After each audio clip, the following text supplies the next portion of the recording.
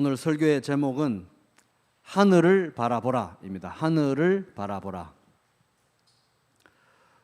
소도 비빌 언덕이 있어야 된다는 말이 있습니다. 이거는 소에 관한 얘기가 아니고요. 사람이 살아가는 데에는 의지하고 또 기댈 존재가 필요하다 하는 의미입니다. 오늘 설교는 나는 왜 이렇게 비빌 언덕이 없나? 나는 왜 이렇게 기댈 데가 없나? 이런 생각이 드시는 분들을 위해서 준비했습니다. 인생은 길입니다. 길인데 그냥 길이 아니고 광야 같은 길입니다. 광야 길을 갈 때 우리는 이제 광야, 사막 이런 지형에 좀 익숙하지 않지만 광야 길을 갈 때 먼지만 풀풀 나는 광야길, 또 사막 길을 갈 때 거기는 나무나 숲이나 이런 게 없기 때문에 가장 의지가 되는 것은 바위입니다. 바위, 큰 바위. 오 놀라운 구세주 내주 예수 내주 참 능력의 주시로다. 큰 바위 및 안전한 그곳으로 내 영혼을 숨기시네. 메마른 땅을 종일 걸어가도 나 피곤치 아니하며 저 위험한 곳 내가 이럴 때면 큰 바위 위에 숨기시고 주 손으로 덮으시네. 찬송가 391장. 성경에 이제 하나님을 바위 또는 반석 같다고 이렇게 비유하는 부분들이 많이 나옵니다. 그런데 그런 그림 언어를 이제 볼 때는 우리 어떤 배경을 생각해야 되냐면은 우리나라와 같은 이런 산천을 생각하면 되는 게 아니고 사막 지역, 광야를 이제 배경으로 그리셔야 됩니다. 그래서 이제 요즘 같은 문명 사회에는 바위는 그렇게 긍정적이지 않죠. 건물 올리거나 길 내는데 걸림돌만 되는 게 이제 바위다 이렇게 생각합니다. 그런데 이제 광야를 지날 때, 사막 지역을 지날 때, 풀 한 포기 찾아보기 어려운 그런 곳을 지날 때는 이 바위, 특별히 큰 바위는 이제 햇빛을 피하는 그늘을 제공하고 또 위험으로부터 보호하는 요새 또는 피난처가 될 수 있죠. 바위 틈에 우리를 보호하신다 이런 표현 나오잖아요. 또 기대어 쉴 수 있는 안식처가 되는 게 큰 바위입니다. 이제 시편 19편 저자인 다윗은 광야에 대해서 잘 알고 있었죠. 그곳 지형에 살고 있었으니까 사막 지역 광야에 익숙했고 또 그런 광야에서 바위, 특별히 큰 바위가 얼마나 쉼과 안전과 위안을 주는지 그 누구보다도 잘 알고 있었을 것입니다. 그런데 다윗은 인생의 어느 시점에서 하나님이 바로 나의 광야 같은 인생에서 바위와 같은 존재구나, 큰 바위이시구나, 나의 구원자이시구나, 이것을 깊이 깨달았던 것 같습니다. 이제 그 고백이 이제 오늘 시편 19편의 결론이라고 할 수 있는 14절인데요. 같이 읽어보겠습니다. 나의 반석이시요 나의 구속자이신 여호와여, 내 입의 말과 마음의 묵상이 주님 앞에 연락되기를 원하나이다. 근데 반석이라는 말은 이제 바위라는 의미입니다. 바위. 구속자라는 말은 구원자라는 의미고요. 연락되기를 원합니다. 예배가 받아들여지기를 원합니다. 기도가 받아들여지기를 원합니다. 이런 뜻입니다. C.S. 루이스라는 분이 있는데 C.S. 루이스는 이 시편 19편은 시편 전체에서 가장 위대한 시이고 이 세상에 존재하는 가장 아름다운 노래들 중에 하나가 시편 19편이다 이렇게 생각할 정도로 C.S. 루이스는 이 시편 19편을 좋아했던 것 같습니다. 오늘 이 시편 19편은 하나님이 나의 반석, 큰 바위, 그리고 나의 구원자라고 고백하는 다윗의 시, 또 다윗의 노래, 너무 아름다운 신앙 고백입니다. 근데 이제 오늘 설교의 목표는 다윗은 그러면 어떻게 하나님이 나의 반석, 그냥 큰 바위, 나의 반석, 나의 구원자라는 사실을 확신할 수 있었을까 하는 것입니다. 시편 19편 말씀 속에서 그 세 가지 이유를 찾아서 정리해 보도록 하겠습니다. 하나님은 왜 나의 반석이고 나의 구원자인가? 첫째, 따라 보겠습니다. 하늘을 보면 알 수 있다. 시작. 자, 제목 보시기 바랍니다. 다윗의 시, 인도자를 따라 부르는 노래. 다윗이 쓴 시이고 그냥 시가 아니라 노래로, 찬양으로 부를 수 있도록 지은 노래 가사다 이 말입니다. 1절, 하늘이 하나님의 영광을 선포하고 궁창, 이거는 창공이죠. 창공, 하늘의 다른 말입니다. 궁창이 그의 손으로 하신 일을 나타내는도다. 다윗은 하나님의 마음에 합한 사람이었죠. 그리고 예배를 너무 사랑했고 성전을 너무 사랑해서 성전 짓기를 준비하는데 자기의 인생의 전성기를 바친 사람입니다. 그런데 이 다윗에게는 하늘을 바라보는 습관이 있었던 것 같아요. 하늘을 바라보기를 좋아했던 것 같습니다.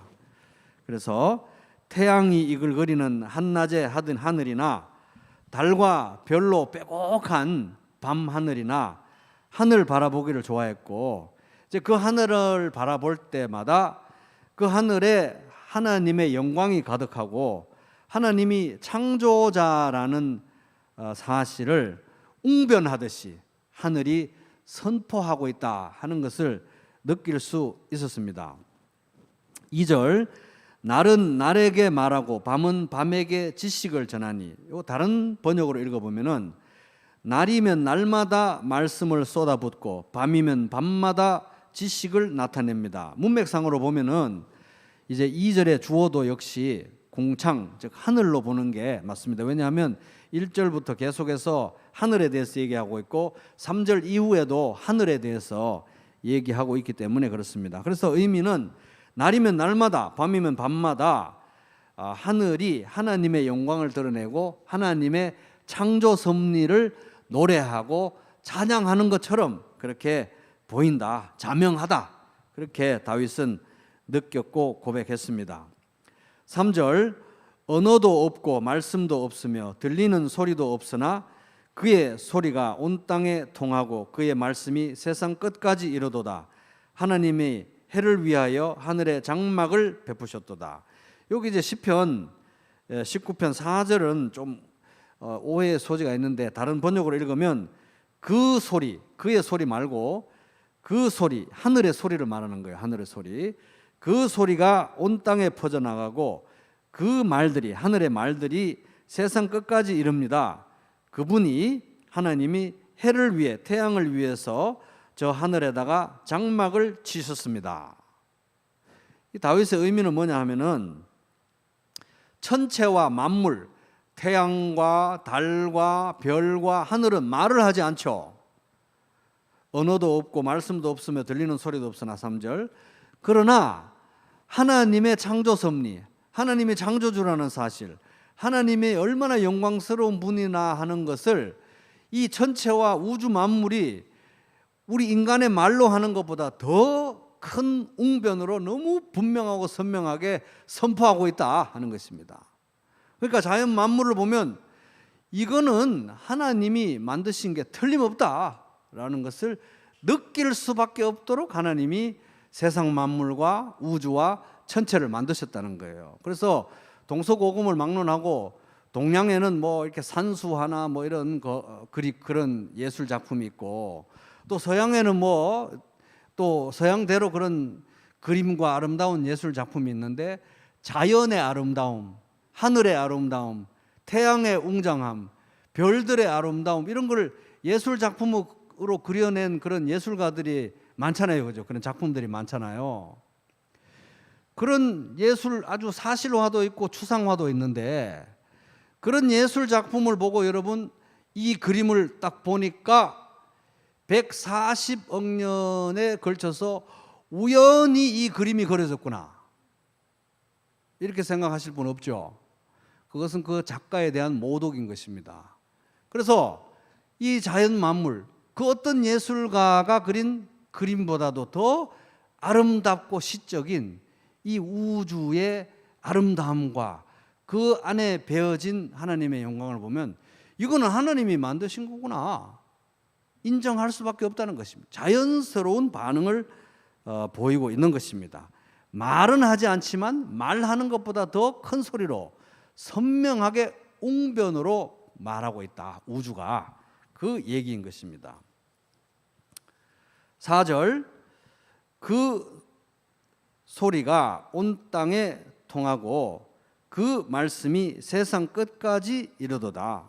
이 자연과 우주와 전체와 모든 만물이 하나님이 창조주다. 하나님의 영광을 노래하는 그것이 인간의 말처럼 들리는 말은 아니지만 웅변처럼 온 세계에 퍼져나가고 있는데 이 하늘의 영광, 하늘에 펼쳐두신 영광스러운 피조물 중에 으뜸이 뭐냐? 으뜸, 태양이라는 거예요. 태양. 그래서 이제 그 4절 후반부에 보면 하나님이 해를, 태양을 위하여 하늘에 장막을 베푸셨도다. 그러면서 이제 이 태양이 얼마나 아름답고 위대한 피조물인가를 노래하는 거예요. 하나님의 영광을 찬송하기 위해서. 그래서 이제 이거는 뭐 과학적인 표현은 아니고 시적인 언어로 의인화해서 태양을 묘사하고 그려내고 있습니다. 5절, 6절 보면은 해는, 태양은 그 신방에서 나오는 신랑과 같고 그의 길을 달리기 기뻐하는 장사 같아서 하늘 이 끝에서 동쪽에서부터 시작해서 하늘 저 끝까지 서쪽까지 운행하며 그 열기에서 피할 자가 없도다. 그래서 이제 이 시인이 시적으로 그리고 있는 태양에 대해서 그리고 있는 것은 어떤 내용이냐면 하나님이 태양을 위해서 천막을 준비한 거예요. 밤에 쉬도록 시적으로 묘사한 겁니다. 그래서 그 천막에서 밤에 쉬고 아침에 동쪽에서 딱 떠오를 때는 어떤 모습이냐 하면 신혼부부 이제 첫날 밤을 보낸 신랑처럼 이렇게 아주 해피한 표정으로 동쪽에서 이글 그리며 탁 떠오른다는 거예요. 그래가지고 동쪽에서 서쪽까지 거리가 좀 뭡니까? 그 어마어마한 거리를 이동하는데 하루 종일 이동하는데 자기 갈 길을 달려가야 되는 용맹스러운 용사처럼 열심히 달려가지고 동쪽에서 서쪽으로 가는 것 같다고 시적으로 의인화해서 이렇게 그리고 있는 것입니다. 그러면서 그 기운이 얼마나 강한지 그 뜨거움을 피할 자가 아무도 없다 이렇게 얘기하고 있죠. 그러니까 지금부터 3000년 전에 다윗이 태양을 바라보면서 어떤 감정과 정서를 느꼈는지 엿볼 수 있는 아름다운 구절들인 것입니다. 다윗은 하늘을 바라보면서 하나님이 창조주이시구나. 이 모든 걸 만드시고 운행하시는 분이시구나. 그러니까 하나님이야말로 내가 의지할 바위이시고 나의 구원자이시구나 고백할 수 있었던 것입니다. 하나님이 왜 나의 반석이고 나의 구원자입니까? 창조주이시기 때문에 그렇습니다. 자, 둘째, 하나님이 왜 나의 반석이고 나의 구원자인가? 둘째 따라 보겠습니다. 말씀을 보면 알 수 있다. 시작. 자, 7절 같이 읽을게요. 여호와의 율법은 완전하여 영혼을 소성시키며 여호와의 증거는 확실하여 우둔한 자를 지혜롭게 하며. 지금까지 6절까지 하늘에 대해서 태양에 대해서 이제 다윗이 시를 쓰고 노래했잖아요. 그 안에 깃들여져 있는 하나님의 영광을 노래했는데 너무 갑작스럽게 느닷없이 갑자기 7절에 하나님의 말씀, 여기 이제 7절부터 뭐 율법이다, 증거다, 뭐 계명이다, 뭐 이런 단어가 나오면 다 그게 하나님 말씀을 가리키는 비슷한 표현으로 보시면 됩니다. 그래서 갑자기 7절에서 느닷없이 이 하나님의 말씀에 대해서 얘기한단 말이에요. 주제가 너무 갑자기 바뀌잖아요. 앞에는 하늘과 태양과 이런 걸 얘기하다가 갑자기 7절에서 하나님 말씀을 느닷없이 얘기하니까 주제가 너무 갑자기 변하니까 많은 이제 성경을 비평적으로 보는 사람들은 이거 봐라 이게 지금 두 개를 앞뒤가 안 맞는 시 두 개를 다른 사람이 지은 시를 각각 따로 지은 시를 짜집기를 해가지고 그냥 이렇게 놓았구나. 앞뒤가 안 맞는다. 이렇게 비평하는 사람도 있습니다만은 C.S. 루이스 같은 이런 사람들은 뭐라고 얘기하냐면 이거야말로 너무나 아름다운 시적인 기교다. 왜냐하면 앞의 내용과 뒤의 내용이 논리적으로 의미적으로 연관이 있다는 건 너무 자명하기 때문에 이렇게 충격요법으로 극적인 대조를 이루면서 바로 연이어 놓은 거는 시를 읽는 독자들이 생각해 보라는 거예요. 얼마나 이것이 깊은 연관성이 있는가. 이렇게 시적인 기교다 이렇게 얘기합니다. 그러면 지금까지 내용, 하늘과 또 태양과 이런 내용과 갑자기 하나님 말씀을 얘기하는데 이건 뭔 관계가 있느냐, 어떤 공통 분모가 있느냐, 특별히 태양과 하나님 말씀 어떤 공통 분모가 있느냐 하는 겁니다.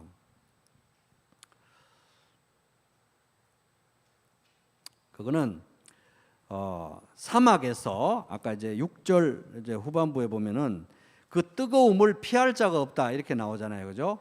특별히 사막이나 광야 같은 데서 그 태양의 뜨거운 열기를 피할 사람이 아무도 없는 것처럼 우리 인간은 하나님의 말씀을 피하거나 또 하나님의 말씀으로부터 달아날 수 없다, 피할 수 없다 하는 그런 의미입니다. 그래서 7절 다시 보면 여호와의 율법은 완전하여 영혼을 소성시키며 여호와의 증거는 확실하여 우둔한 자를 지혜롭게 하며, 우주 만물의 아름다움을 노래했는데 그 위대함을 얘기했는데 우주 만물의 아름다움과 위대함을 말씀이 압도한다. 말씀의 아름다움과 위대함은 우주 만물의 위대함과 아름다움을 압도한다. 화창한 날씨보다 더 하나님의 말씀이 우리들의 마음을 따뜻하게 하고 회복시킨다 하는 의미입니다. 그 증거가, 하나님의 말씀의 증거가 너무 확실해서 어리석은 자에게 지혜를 준다 하는 의미입니다. 자, 8절 여호와의 교훈은 정직하여 마음을 기쁘게 하고 여호와의 계명은 순결하여 눈을 밝게 하시도다. 무엇이 바른지 무엇이 참인지 누가 거짓말하는지 너무 헷갈리고 혼돈스러운 세상이고 시대잖아요. 이럴 때 하나님의 말씀이야말로 무엇이 바른지 무엇이 올바른 길인지 선명하게 보여주는 사이다같이 생수 같은 그런 말씀이다 하는 겁니다. 하나님의 계명, 하나님의 명령은 너무 순수해서 뒤탈이 없어요. 그래서 있는 그대로 믿고 순종하면 안심해도 된다. 그러면 우리의 눈이 밝아진다 하는 겁니다. 9절 여호와를 경외하는 도는, 하나님 말씀은 정결하여 영원까지 이르고 여호와의 법도 진실하여 다 의로우니. 말씀 묵상의 목적이 뭐냐? 하나님을 경외하는 거, 하나님을 두려워하는 거라는 겁니다. 여호와를 경외하는 것은 영원한 가치를 가진다. 그래서 하나님의 법, 하나님 말씀은 진실이기 때문에 그대로 따르면 되는 거예요. 현실에도 부합하고 영원에도 부합한다. 일부만 그런 것이 아니라 전체가 일관되게 의롭다. 그래서 10절 같이 읽겠습니다. 금, 곧 많은 순금보다 더 사모할 것이며 꿀과 송이꿀보다 더 달도다. 금덩어리를 집에 놔두는 것보다 하나님 말씀을 묵상하고 순종하고 그 의미를 경험하는 것이 훨씬 더 값지다. 근데 맛이 너무 꿀맛이라는 거예요. 여러분 뭐 유튜브나 TV 프로그램 이런 데 보면 산중 깊숙이 사는 사람이나 밀림에 사는 사람들이 꿀 채취하러 가가지고 벌집 이렇게 따가지고 막 그 자리에서 꿀을 막 뚝뚝뚝 떨어지게 먹는 그런 거 보면은 군침 넘어가죠. 그것보다 훨씬 더 달고 귀한 게 하나님 말씀이다. 이게 다윗이 말씀에 대해서 가지고 있던 태도였고 그의 정직한 심정이었습니다. 그럼 이제 하나님이 나의 반석, 나의 구원자라는 거 어떻게 확신하는가? 하나님 말씀 보면 된다는 거예요. 하나님 말씀. 자연이 그렇게 아름답지만, 그렇게 위대하게 하나님을 드러내지만 성경 말씀이 하나님을 드러내고 그 영광을 증거하는 것과는 비교할 수가 없다 하는 것입니다. 자, 세 번째, 하나님이 왜 나의 반석이고 나의 구원자인가? 따라 보겠습니다. 나 자신을 보면 알 수 있다. 시작. 자, 11절 같이 읽겠습니다. 또 주의 종이 이것으로 경고를 받고 이것을 지킴으로 상이 크니이다. 말씀에 대해서 얘기하는데, 자, 1절에서 6절, 19편 1절에서 6절은 하늘과 태양과 이 전체 만물이 드러내는 하나님의 영광을 노래했잖아요. 근데 7절에서 10절에는 말씀에 드러난 하나님의 영광을 노래했습니다. 말씀이 한 수 위라는 거예요. 전체 만물보다. 그러면 지금부터 11절부터 13절은 이 말씀에 비추어진 나는 어떤 모습이고 그러한 나를 하나님이 어떻게 대하시느냐 하는 내용이에요. 말씀에 비추어진 나는 어떤 모습이고 그러한 나를 하나님은 어떻게 대하시는가. 11절 다시 보면 또 주의 종이 이것으로 경고를 받고 이것을 지킴으로써 상이 크니이다. 그 앞절에 보면 아까 뚝뚝뚝 떨어지는 꿀보다 하나님 말씀이 달다 이랬는데 성경 보면 뭐 좋은 말만 이렇게 쭉쭉 늘어났기 때문에 꿀처럼 달다는 게 아니라 성경 말씀은 이 말씀을 읽으면 여러분들이 성경을 읽는 것 같지만 말씀을 읽으면 사실은 성경이 나를 읽는다는 거예요. 성경이 나를 읽어낸다는 거예요. 그래서 11절부터 내용은 이 말씀에 이 위대한 하나님의 말씀 성경에 내가 어떻게 비춰져 있는가 그리고 그런 나에 대해서 하나님은 어떻게 대하시는가 하는 거예요.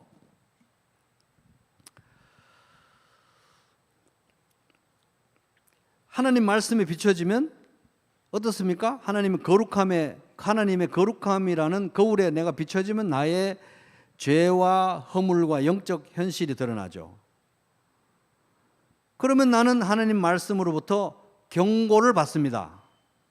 경고를 받죠. 내가 가고 있는 길의 방향이 어떻게 틀어졌는지, 어떻게 얼마만큼 궤도를 수정해야 되는지 경고를 받고 경로를 수정하게 됩니다.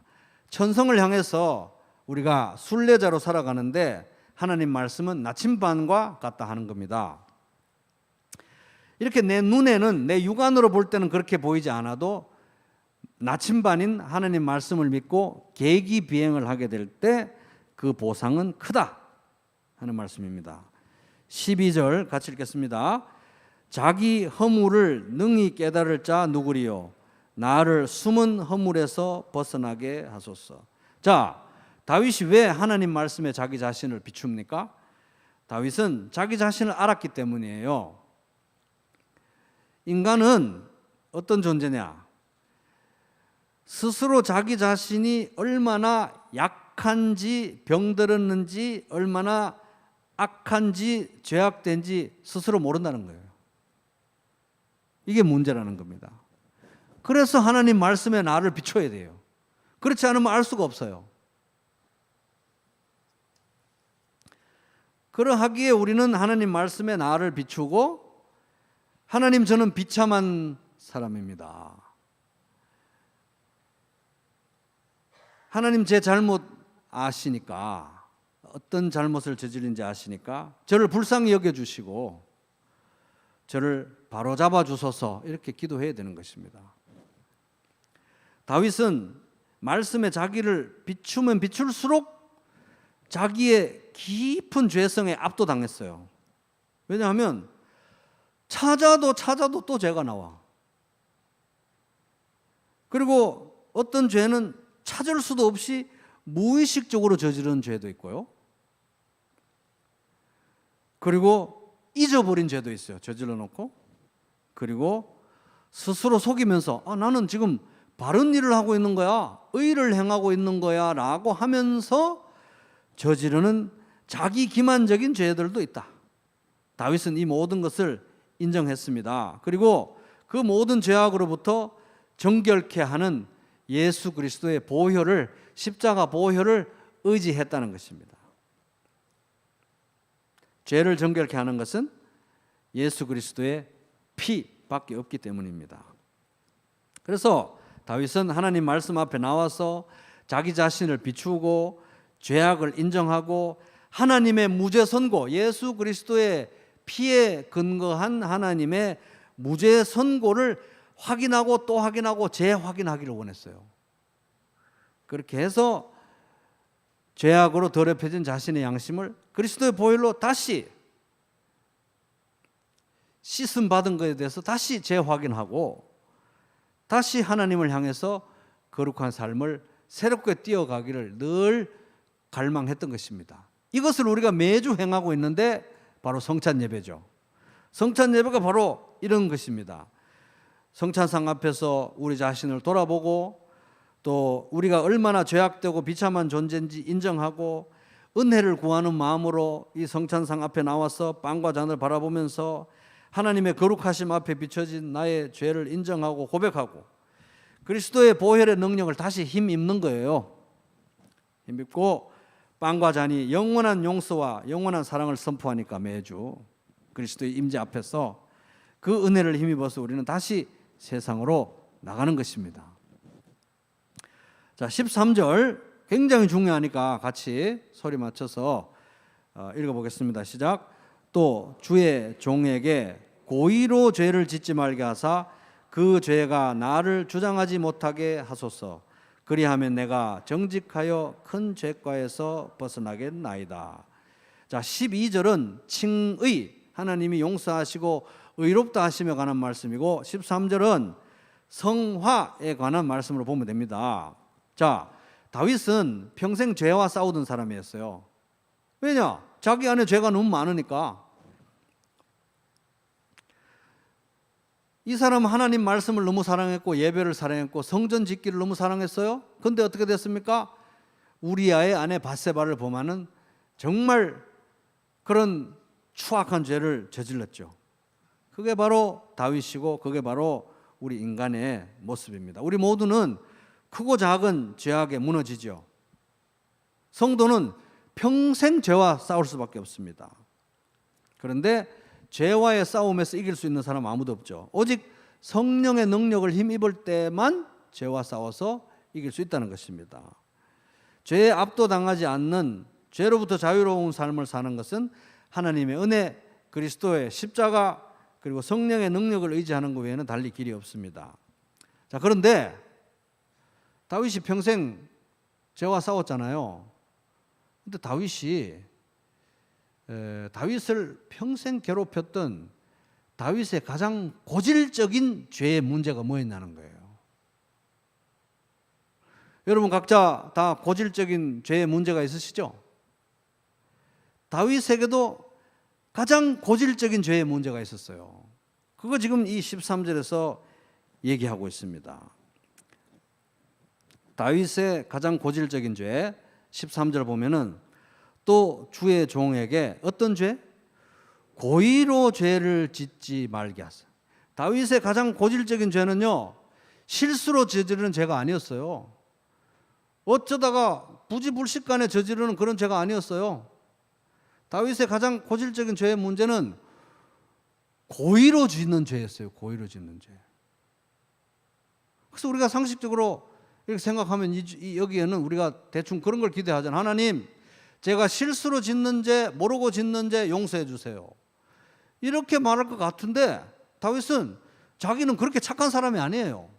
하나님께 실수로 짓는 죄, 모르고 짓는 죄, 이게 제일 큰 문제입니다. 이렇게 얘기할 종류의 사람이 아니라는 겁니다.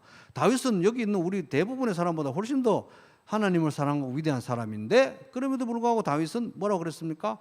고의로 짓는 죄를 저지르지 않게 해주세요. 정말 뻔뻔한 기도입니다. 고의로 짓는 건 뭡니까? 알고 고의로 짓는 거잖아요. 안 지으면 되는 거 아닙니까? 고의로 짓는 죄를 짓지 않게 해달라는 이런 뻔뻔한 기도 어디 있습니까? 그죠? 뻔뻔한 것 같지만 정말 죄의 속성을 정확히 꿰뚫어 본 기도인 것입니다. 고의로 짓는 죄가 반복되면 습관적인 죄가 되고 습관적인 죄가 지속되면 지배적인 나를 지배하는 죄가 되는 거예요. 내가 죄를 짓는 것 같지만 죄가 나를 짓는 거예요. 내가 술을 먹는 것 같지만 술이 나를 먹는 것입니다.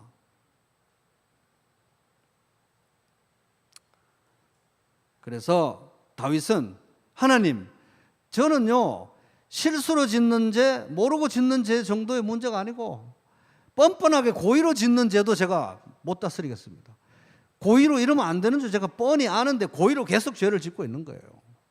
이거를 좀 멈추게 해 주십시오. 하나님, 죄의 지배로부터 저를 풀어주십시오. 이거 기도했던 거예요. 이게 성령님 도우시지 않으면 안 된다는 것입니다. 고의로 짓는 죄도 성령님이 돕지 않으시면 멈출 수가 없는 게 우리의 악함이라는 거예요. 비참함이라는 것입니다. 그래서 다윗의 가장 큰 소원은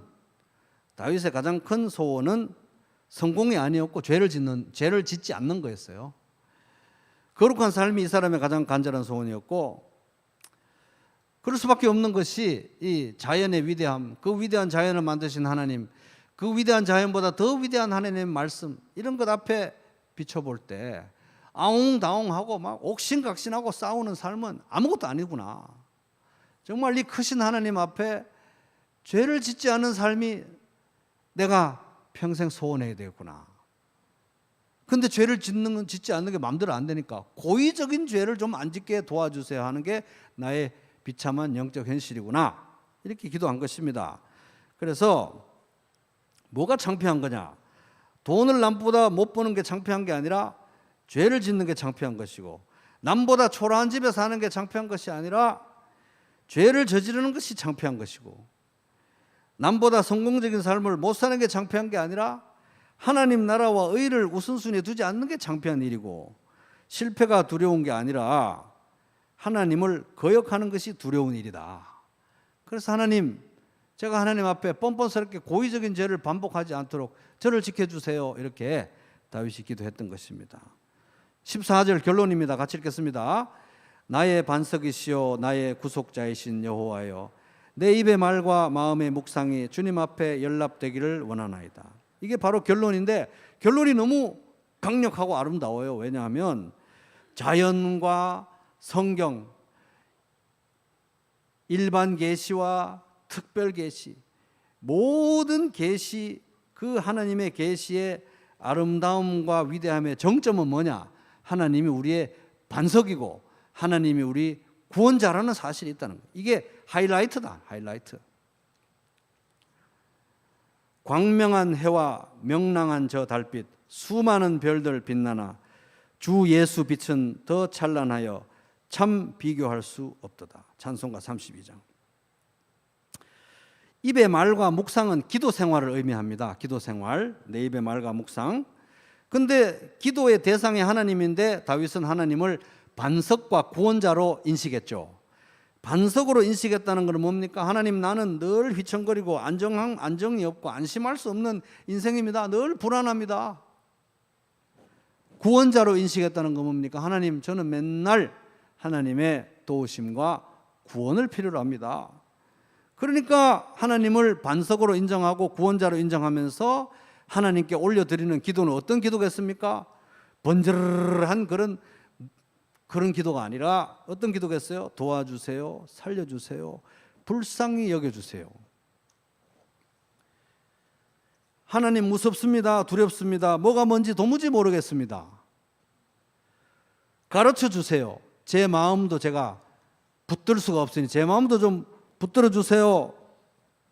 이렇게 묵상하고 기도할 수밖에 없는데, 문제는 그런 기도를 하나님께서 연락하신다는 거예요. 기쁘게 받으신다는 거예요. 예배로 받으신다.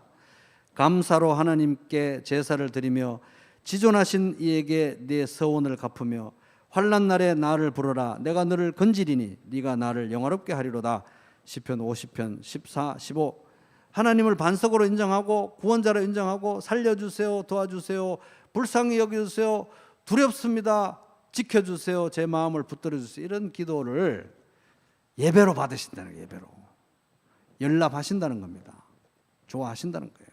오늘 말씀의 내용을 한마디로 요약하겠습니다. 따라볼게요. 하늘을 바라보라. 옆 사람에게 하늘을 바라봅시다 해볼게요. 이런 찬양이 있습니다. 하늘을 바라보라. 더 넓은 저 바다도 온 세상 지으신 주님의 솜씨라. 먹구름이 다가와 태양을 가려도 만물을 주관하시는 주님의 섭리라. 모두 고개를 들고 어두운 마음을 열어 크신 주님의 능력을 바라보라. 너와 나 지으신 주의 놀라운 손길, 우리 다 함께 주를 찬양해 찬양해. 온 하늘과 땅 위의 만물아, 겸손히 무릎 꿇고 주의 위엄 앞에 경배하라. 그래서 여러분도 다 갖고 이제 천고마비의 계절이 됐죠. 이번 주말이면 또 이제 태풍이 무사히 지나가긴 해야 될 텐데, 이제 끝나고 나면 또 추석이고 추석이 되면 뭐가 두둥 떠오릅니까? 보름달이 두둥 이제 떠오르잖아요. 그럼 보름달이 두둥 떠오르면 여러분 뭘 봐야 되겠어요? 하늘을 보시고, 하늘. 이번 추석과 가을을 지내면서 하늘을 좀 자주 보시기 바랍니다. 옆 사람에게 이제 하늘 좀 자주 봅시다.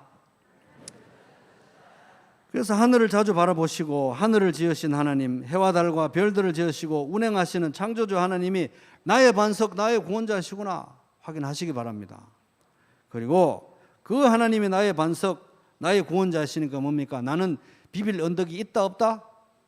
비빌 언덕이 있다라는 사실을 꼭 기억하시기 바랍니다. 그리고 말씀을 더 가까이 하시고, 말씀 가운데 주 예수님께 더 가까이 나아가고, 반석이고 구원자이신 하나님의 사랑을 더 깊이 깨달아 알고 삶에 적용하는 튼실하고 아주 알찬 복된 가을날 하루하루 되시기를 주님의 이름으로 축복합니다.